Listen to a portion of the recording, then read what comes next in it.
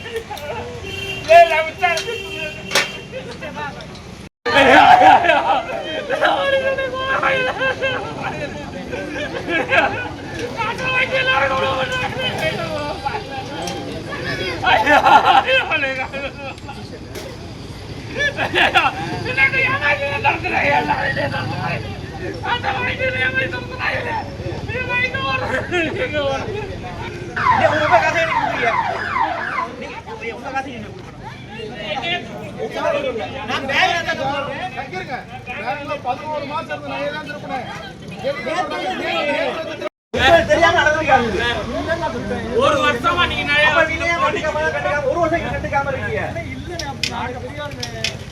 மனசாட்சி படி பண்ணுங்க. நான் தரேன் மனம் போதுமா? நான் தரேன் மனம் போதும். பணம் கை இருந்தா உங்க பணம் வேண்டாம். நான் தரேன்.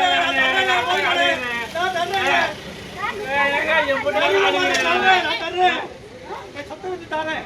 ஏன் நீங்க சுத்த வரீங்க? நான் சாகறேன், எனக்கு வேற வழி இல்ல. நீங்க சொன்னீங்கல்ல,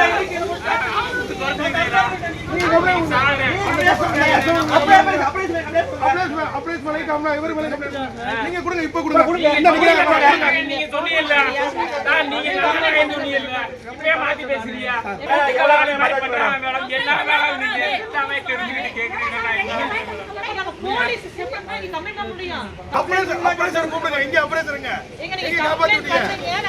அவர் நான் பேசிக்கிறேன் பாதியில ஓடி போனாச்சு அவரு.